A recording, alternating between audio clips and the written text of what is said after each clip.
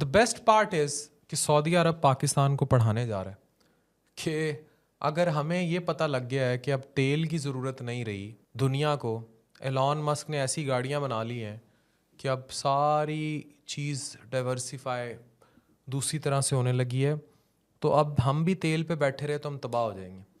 اسی چین میں البیک سعودی عرب کی فیمس فاسٹ فوڈ چین ہے، اس کا ہیڈ کوارٹر جدہ میں ہے، یہ پاکستان آ رہی ہے اور یہ ڈائیورسیفائڈ ہے آلریڈی، یہ بالکل ویسے ہے جیسے KFC اور میکڈونلڈ پھیلا تھا۔ اس کا ہیڈ کوارٹر جدہ میں ہے اور اس کی جو اسپیشلٹی ہے وہ فرائیڈ اور بروسٹڈ چکن ہے، سملر لائک KFC اور میکڈونلڈ، اور اسے دنیا بھر میں بے حد مقبولیت حاصل ہے۔ مقبولیت کی ایک بڑی کلیئر وجہ ہے کہ جس شخص نے یہ بنایا اس نے 1 ریال اللہ سے تجارت کی ہر باکس میں، اور اس کی اولاد نے اب 2 ریال اللہ سے تجارت کی، اللہ کی راہ میں جاتا ہے ہر باکس سے۔ اس کی دنیا کی 80 کنٹریز میں برانچز ہیں اور یہ 174 لوکیشنز پر دنیا میں موجود ہے۔ 1974 میں اس کی بنیاد رکھی گئی تھی، یعنی کہ 50 سال بیت گئے، اور اس کا جو ریونیو ہے دیٹ از ہیوج، اتنا زیادہ ریونیو ہے کہ وہ بہت بڑا اکانومی سپورٹ کو سپورٹ کرتا ہے۔ ایسا ہو ہی نہیں سکتا کہ کوئی سعودی عرب جائے اور البیک نہ کھائے۔ اب یہ البیک پاکستان میں گولڈن اپرچونٹی بن کر آ رہا ہے۔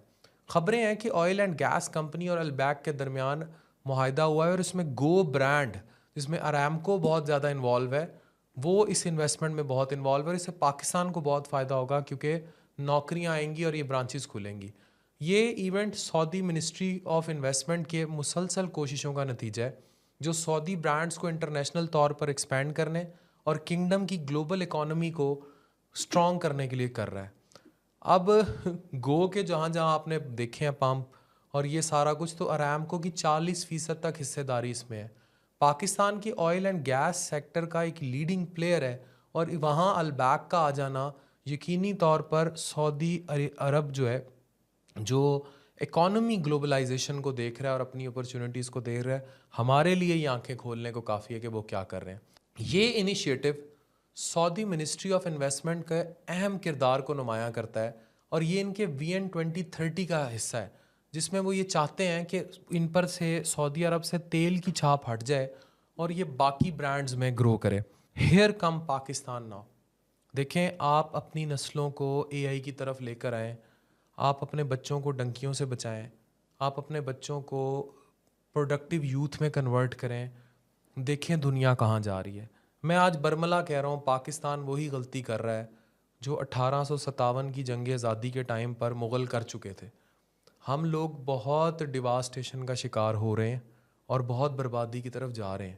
if we will not stop it right here، اور ہم نے اپنی نسل کو کوئی ڈائریکشن نہ دی تو ہم تباہ ہوں گے۔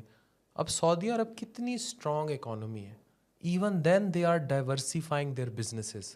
ہم لوگ تھے، PIA تھا جس نے ایمریٹس جیسی ایئر لائنس کو سپورٹ کیا تھا، لیکن ہم ٹپیکل کنویں میں جاتے جا رہے ہیں، اور کنویں میں جانے کی بڑی وجہ ہے یہ ساری پولیٹیکل انارکی اور آپس میں دوستی نہ ہونا۔ مجھے اتنا دکھ ہوتا ہے کہ مجھے پتہ لگا کہ قطری جو شہری ہیں ان کو امریکہ میں ویزا فری ایکسیس دیا جا رہا ہے، اور ہمیں یہاں ایک صوبے سے دوسرے صوبے تک ویزا فری ایکسیس نہیں ہے۔